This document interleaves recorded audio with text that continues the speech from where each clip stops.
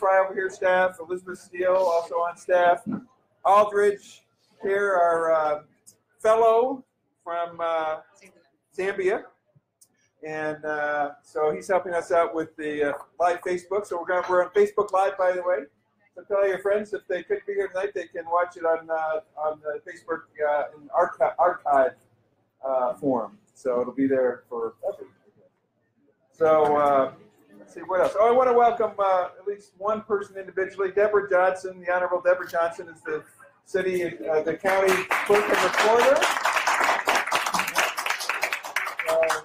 which I think bodes well for something like ranked choice voting. She says she's here to learn. She's all about choice and maximizing choice. So let me introduce our speaker. Right here next to me is Linda Templin. She's our I guess only speaker, although she's backed up here by Tom Alley and Jen Seaborn, who together, and Caitlin, I guess, and Philip is here, spouses, significant others of people heading up the group RCV, or Ranked Choice Voting for Colorado. So I'm just going to briefly introduce what this is about here. As you all know, this is our monthly happy hour / educational informational session. And if it's your first time here, who's here for the first time?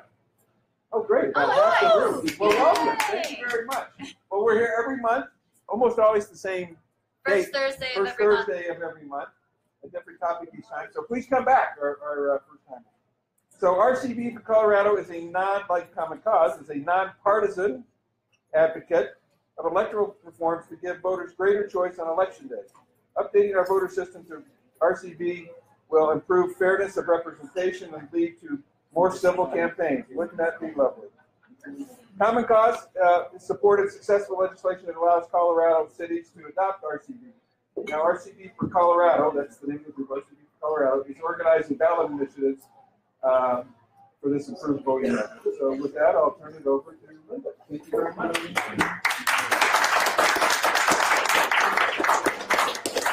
The presidential election. Anybody interested in doing that again? Anybody like that? Thought that was a good time? Can you speak a little louder? Oh, okay.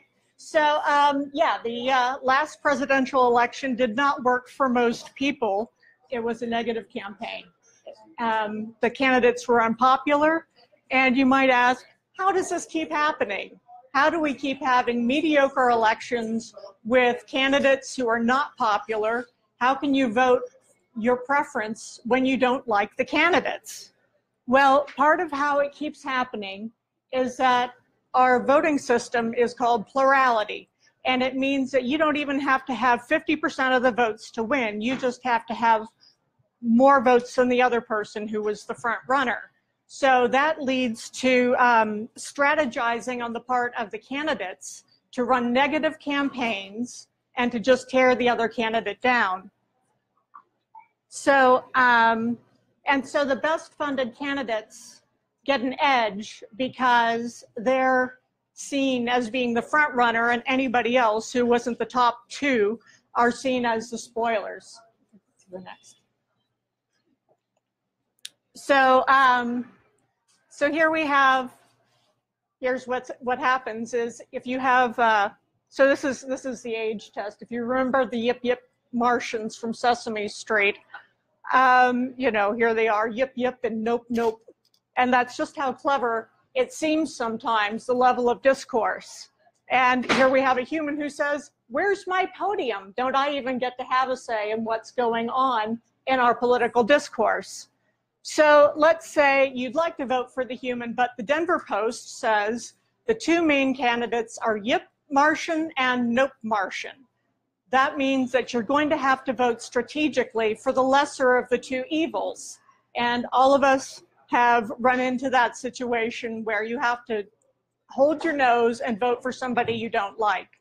So what happens is we have vote splitting is what happens.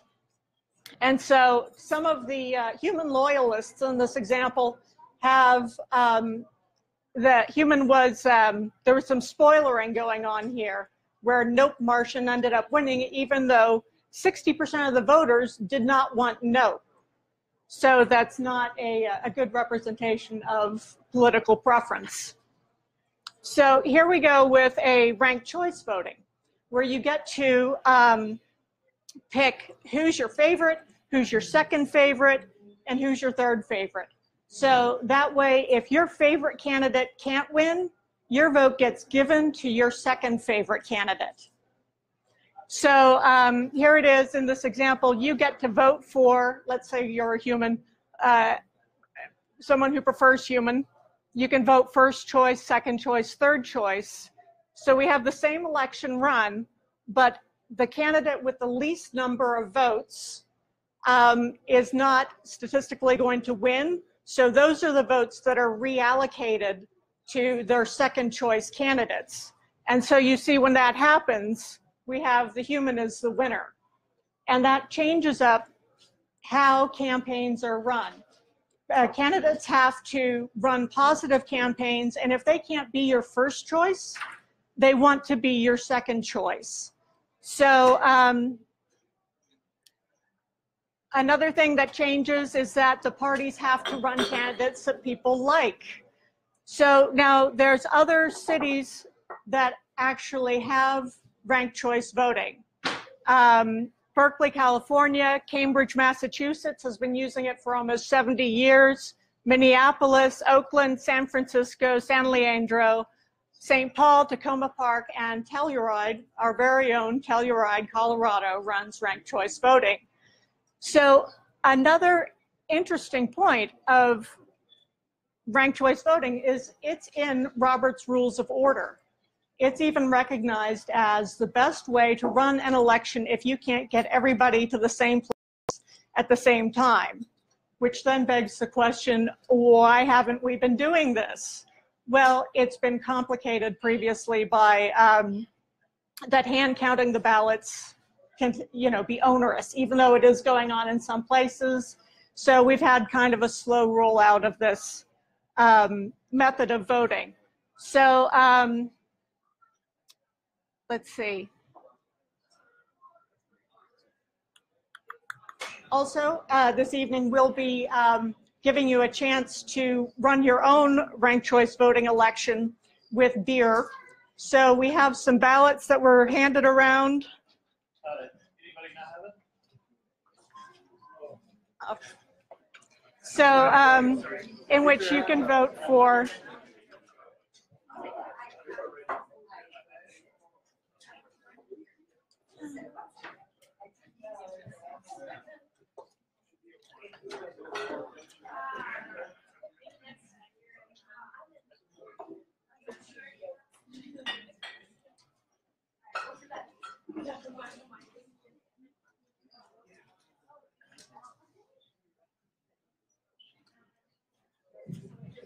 Oh, and can you pick up the ballots? Okay. And Caitlin will, our assistant Caitlin will pick up your ballots when you're ready. Caitlin will pick up your ballots. And there it is. So if you go next slide. Oh, I'm sorry, go back.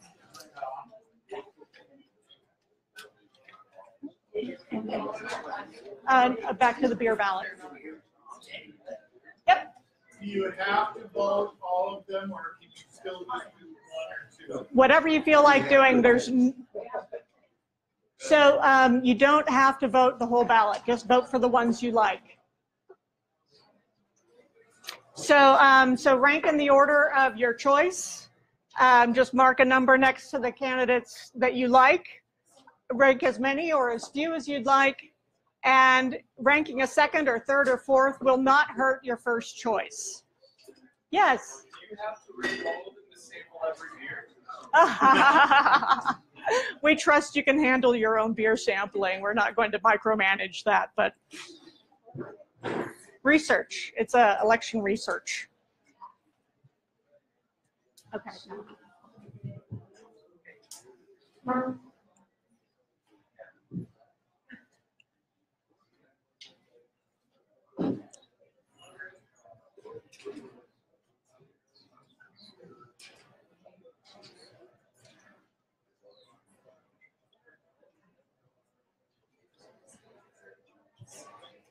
Okay.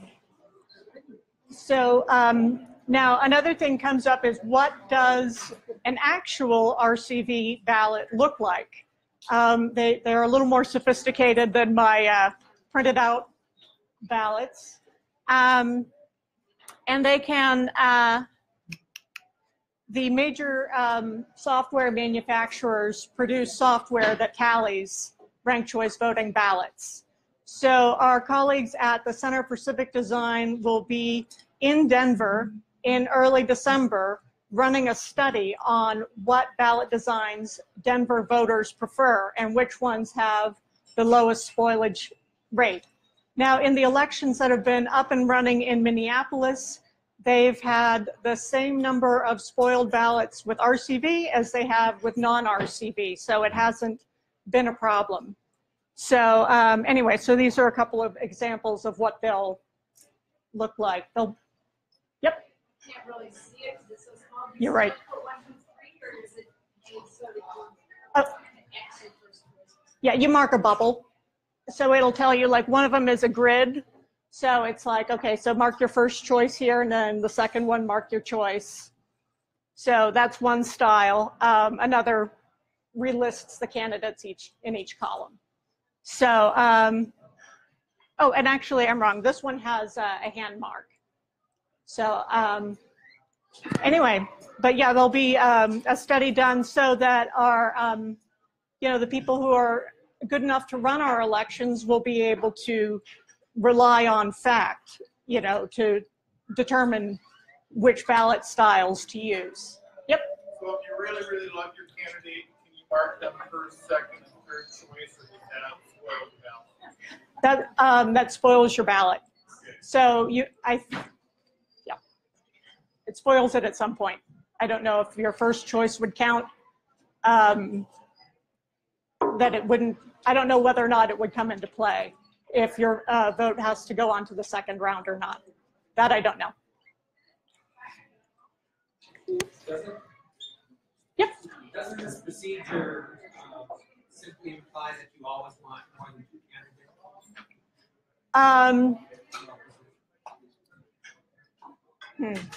That another good question. I think RCV works best if you have more than one candidate. In other words, the plurality system we have now determines a majority if you have 2 candidates.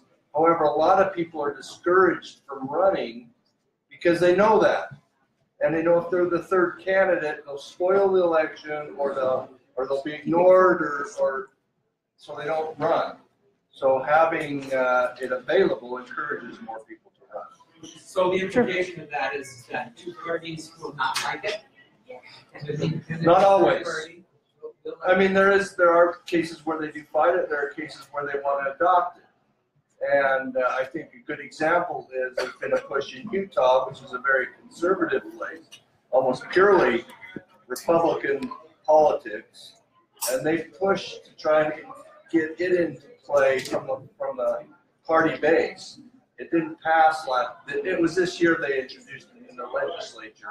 It didn't pass in the second chamber, but there is an effort to get it underway from the Republican base.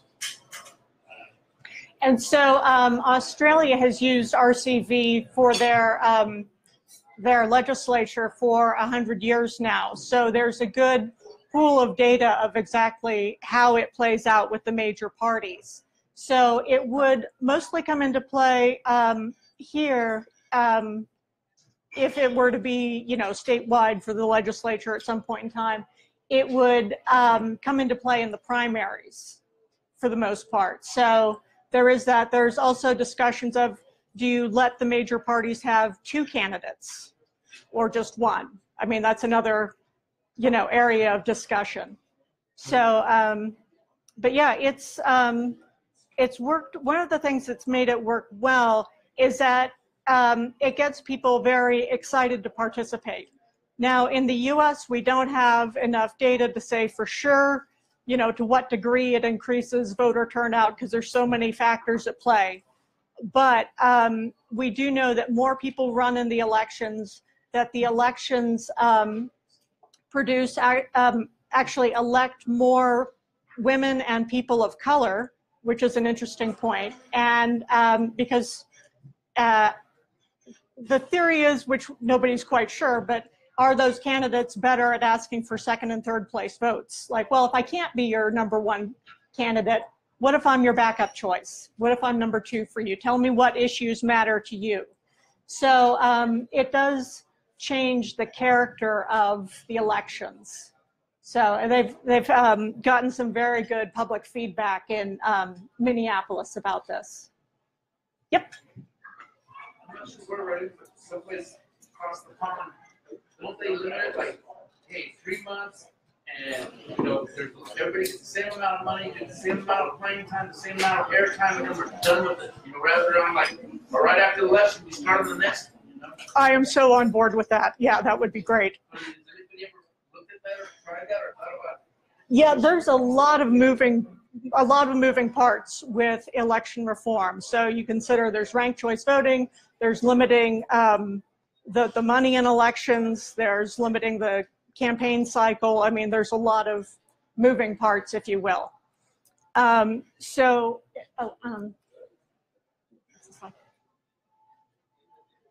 Oh, we're not there. Oh, okay, never mind. Go back. I was just like, oh, and the next slide. So RCV for Colorado is a young organization. We're about a year old.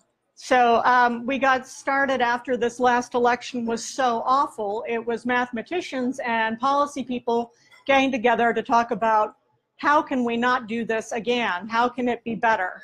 And we arrived at the result that at the idea that the ranked choice voting is the best system we can be using.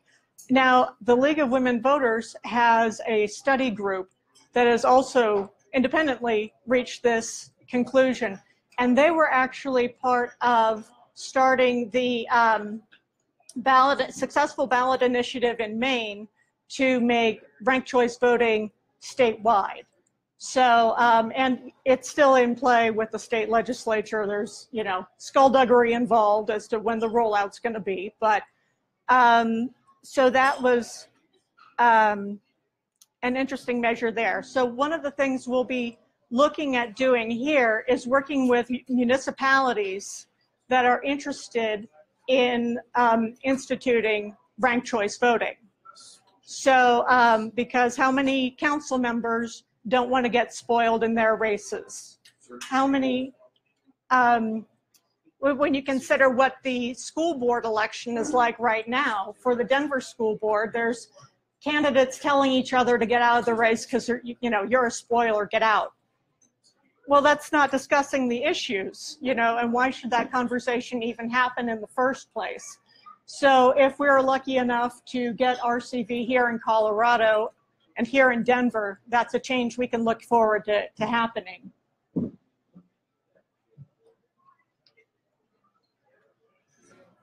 Dun, dun, dun. I think there's a hand in the back. Yep. Oh, yes, tell me. So what's the process and where is it on the process to getting this done? Okay, so what would be in best case scenario would be is if the Denver City Council decides they want to run this as a council-led initiative in 2018. So that would be best case scenario because we're hoping to be working with the city and not, at loggerheads with them. So that's what we would be hoping would happen, is that it would be a ballot initiative in 2018. It's possible it could be a citizen-led initiative, but that would just be as a backup. We would very much prefer it to be council-led. And the results. Oh, it went through 3 rounds. How? Okay, so here are the results of our very own beer election. So Guinness got 6 votes, Smithwick's 6, Guinness Blonde 5, and Harp Lager 8 in round 1. So that means the Guinness Blonde votes will get reallocated to their second choices. Linda, Oh. maybe can you explain where the Ye- green bar comes from? Thank you. I totally forgot. I always forget the 50% line. Okay, so this is the magic line. The what is it in this election? It's 13 votes. It's 13. Okay, so so you need 14 votes to win this election. So that's what the green bar is. So you can see nobody has a majority. Now, it is possible in a ranked choice voting election that one candidate is so popular that it doesn't go to a round two. But in this case, we need a round two. So if one candidate was to get 14 votes, it would all be over. It would all be over.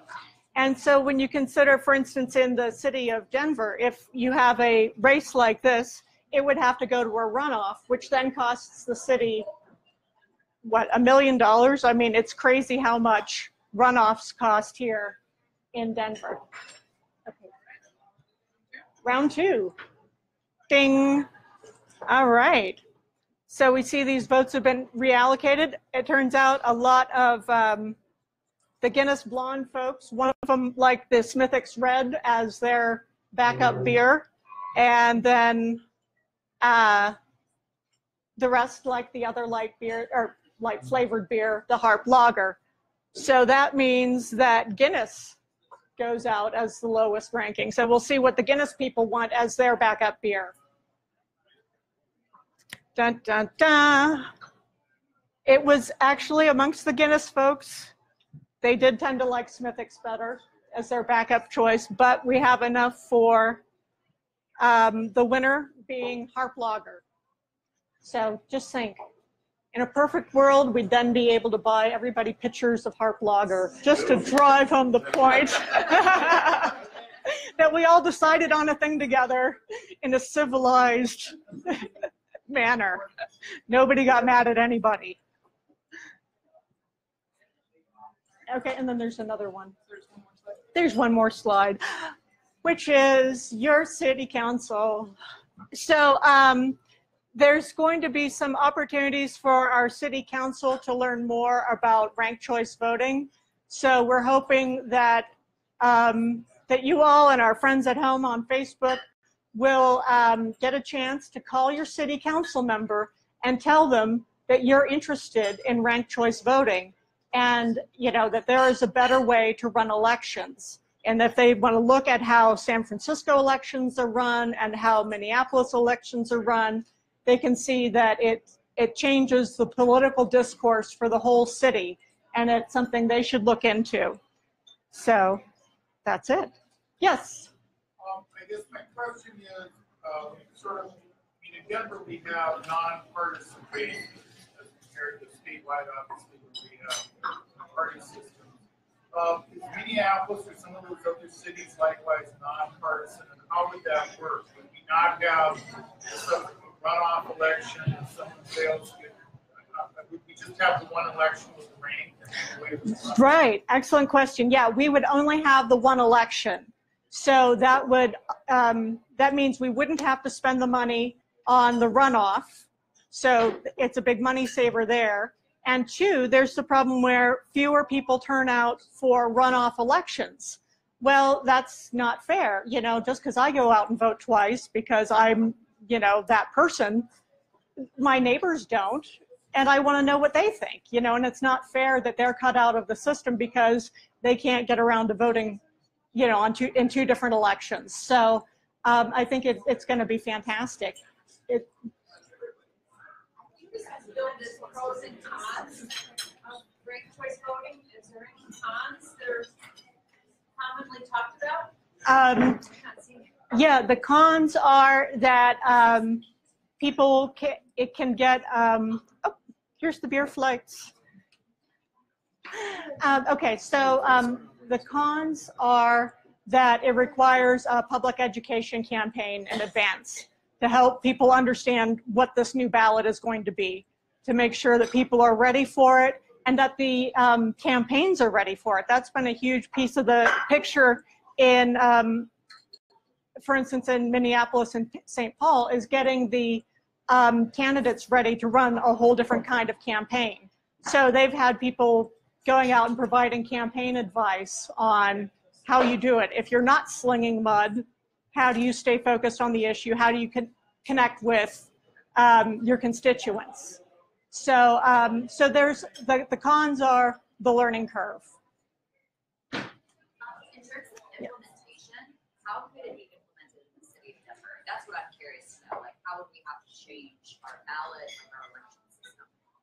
Okay, so we have currently we have all mail ballots. So we've got the paper ballot going. So we just have to change how we print out what the printed ballot looks like.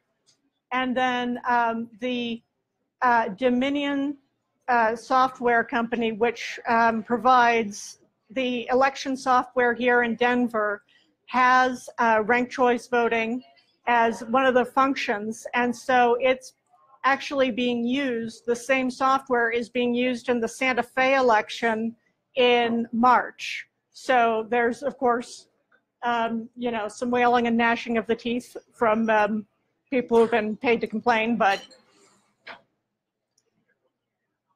I'll get to you, Jesse. Yep. Doesn't it imply that you might want to only vote once, and that gives a weighted to your favorite person, instead of keep all the other options blank? Oh, okay. Yeah, it doesn't throw the weight off, but there is a minus point to voting for only one candidate, which is that it changes the denominator. So there's fewer votes that are needed to reach a majority. So there is an incentive to rank a second candidate because you don't want to help, you know, Apocalypse Now, or, you know, whichever candidate you can't really stand. You don't want to help them. So it helps to vote for a second one. Did that make sense? Yeah, it makes sense, but I'm not sure it's, I mean, I'm not quite sure how I see the validity. I mean, I understand it, but numbers wise, how does that work? Yeah, so it would be easier if I had a chalkboard. But anyway, so you have, so like that, the number 14 in that election that we had is determined by the number of voters there are. So when ballots are exhausted because people only picked one candidate and that one candidate didn't have enough to stay in, you know, to round two, if they were like the bottom ranked candidate, it lowers the total number of votes in play. So it lowers the threshold for a win. Doesn't that make the argument? The lower threshold, why wouldn't I want lower people wanting one person? Because you're not in the pool anymore.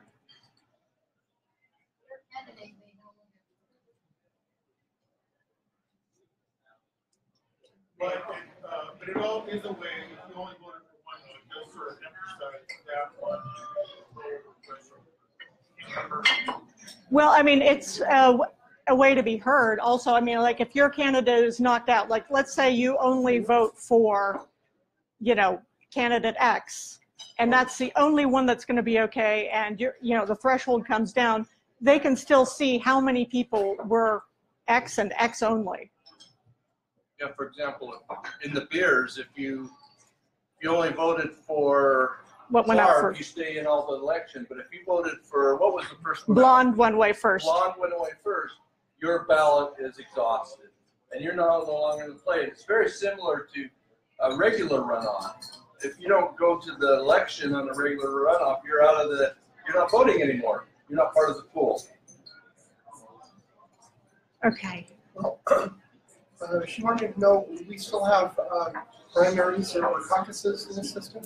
Yep, there'll still be primaries. So yeah, and what's exciting about the potential of using RCV in a primary is that, you know, when you consider what the primaries and caucuses were like last, you know, in the last cycle, there was a study done in Georgia that had, you know, if where Trump won with like 11% of the vote, if they'd had RCV, it would have been, I think, Rubio. It would have been somebody totally different.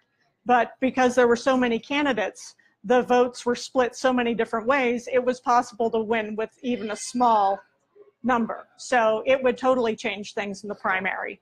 So that is a huge driving force behind the enthusiasm for this. I think another point too is with ranked choice voting in a primary, there wouldn't be as much resistance from the two parties because the two parties do have more than one candidate for their party. So it'd be another way to get it. Yep. How would this affect non-binary votes over, once, in our society, we have these primaries and then we narrow it down to, one person from each party. Right. Once you got that far. So, Linda, maybe you could repeat or summarize the question. Yes, that's it. People. That's a very clever idea. Repeating the question for Facebook folk, because watching me smile and nod may not be doing it for them. Okay, so the question is, if I have it right, is that you have ranked choice voting in the primaries. What happens in the general election? And so the way that Maine did it is that ranked choice voting would be from the presidential primary all the way down to state house. But the presidential election is still plurality because it has to be the same way nationwide. So that would be one of those further down the road sorts of reforms. And then Jesse with the very clever question of, I'm going to ask it for you. No, I won't. Proportional representation. Gosh, but it's a good question. You should ask it. Oh, go ahead. You mentioned on your times. Can you speak up, please? We have two major issues for us with the ranked choice voting.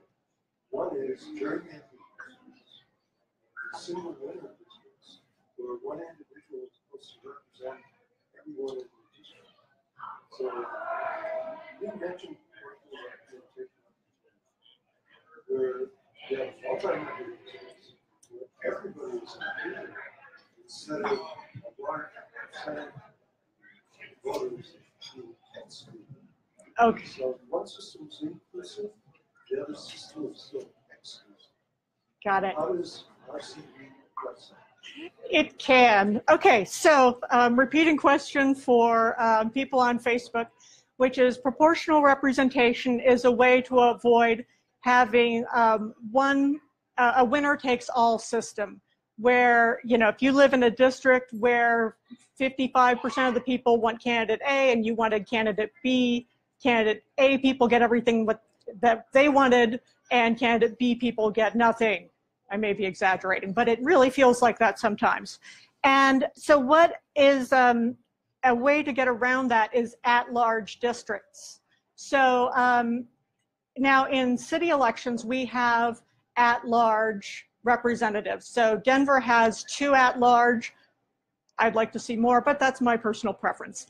So ranked choice voting is an umbrella term for 2 different tally systems. The one that we did tonight for a single winner, and then there's another one for multiple winners, where if, let's say, and I ran an election like this for a political party, the Green Party had their state convention over the summer, so they have proportional races and single winner races. So the way we did it there, it was that it worked exactly how it was supposed to. There were 2 warring factions, Denver versus Boulder. It was riveting, I tell you. But no, it was actually kind of interesting. And so one of the candidates got 70% of the votes. Okay, but that's in excess of what was needed.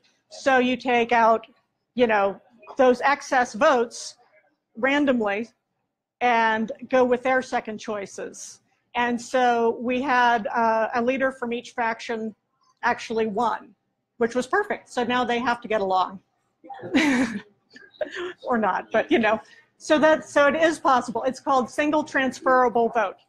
So there's instant runoff voting tally, which is what we did tonight, and we have single transferable vote tally, which is how it works in multi-member districts like at-large city council seats. But we use the umbrella term, and it's RCV to encompass them all, and the umbrella term is used in the scholarly journals to reference it generically. So that's my answer to the proportional representation question. Yep. And it seems like from what you're saying that RCV could in turn address things like gerrymandering and more appropriate representation for districts, because like you were saying, when women and people of color are getting elected at higher rates because of the ranked choice voting system, there's more proportional representation in whatever branch of government, which can then address the gerrymandering issue, since there's some Supreme Court precedent to create independent districts. There is that, yeah. And there's a national organization that just celebrated its 25th birthday. So if you guys are on Facebook, happy birthday, Fair Vote. So 25 years of ranked choice voting. And they are supporting a national piece of legislation that has both pieces of this puzzle. So it has both creating at-large districts in each state, and then also ranked choice voting /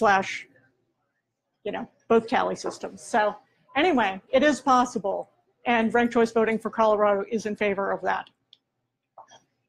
So there it is. Yes, ma'am. I heard something about ranked choice voting in Maine. Something going on in that state. Okay. Can you tell us about that? You know the details? So the deets.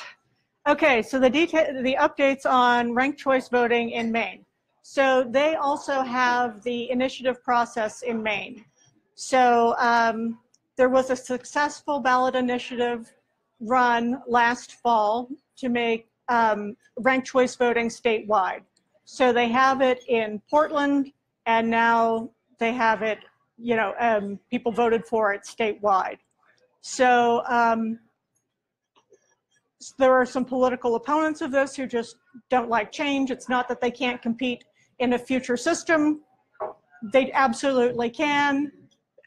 Please try it. It will work. But they've been, taking it to the Supreme Court and saying, oh, well, this wasn't a constitutional initiative. It was a statutory initiative. Therefore, it's unconstitutional. It's got to go away.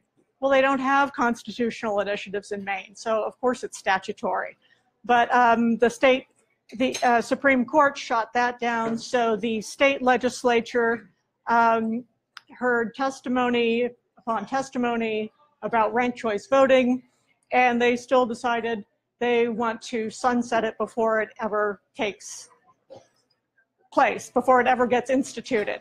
So there is now a push, there's like a 90-day push called the People's Veto. So in the state of Maine, if the legislature passes a law that's so awful that the people cannot stand it, they have 90 days to gather enough petition signatures to run a veto. So that is the hope there, that they'll be able to veto that, and the political parties that have been making trouble will find out it does work after all.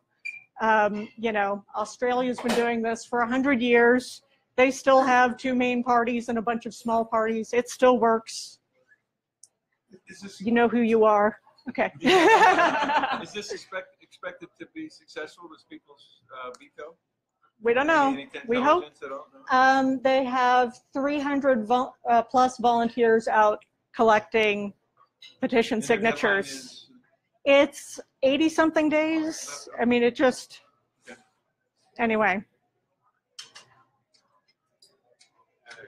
Did you say that they couldn't use ranked choice voting in Maine for voting for the president?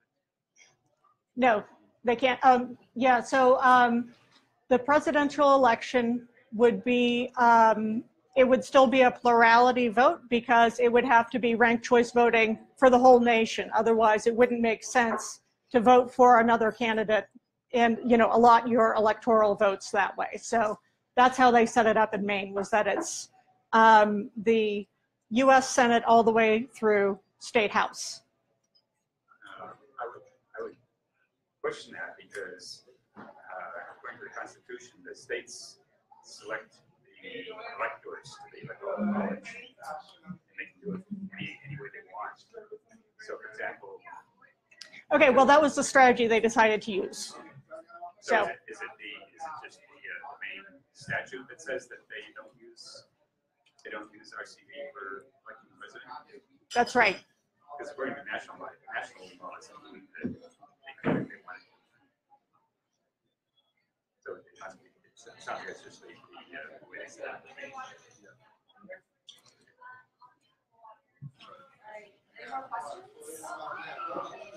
Yep. I apologize if you were just asking before, but where there has been ranked choice voting, change the tenor and tone like the election being in terms of, you know, devices and messages, because it really changes how it, the candidate really thinks about their running race. Right, it absolutely. So repeating for Facebook folk, how does it change the election when candidates have to run ranked choice voting election in a ranked choice race? And they're having very positive results, particularly in Minnesota, with candidates going door to door saying, well, I know I'm not your first choice, but can I be your second choice? Let me be number two. Let me be your number three choice. Here are the issues that I'm interested in. Tell me about what interests you. And that changes the whole dynamic. And also it changes what can be discussed in a campaign. So there's a greater variety of candidates. So there's a greater variety of issues being discussed. More quality of life issues are coming up. So they've had a very great experience with that. And so they'll be,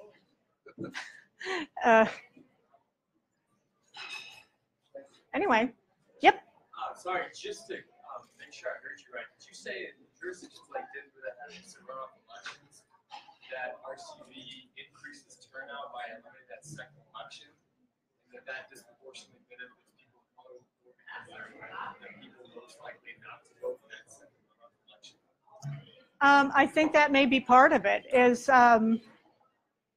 now I'm going to have to dig back into the literature again to see Facebook folks. The question was, is part of the reason why more people of color are elected in ranked choice voting elections, that more people of color are participating in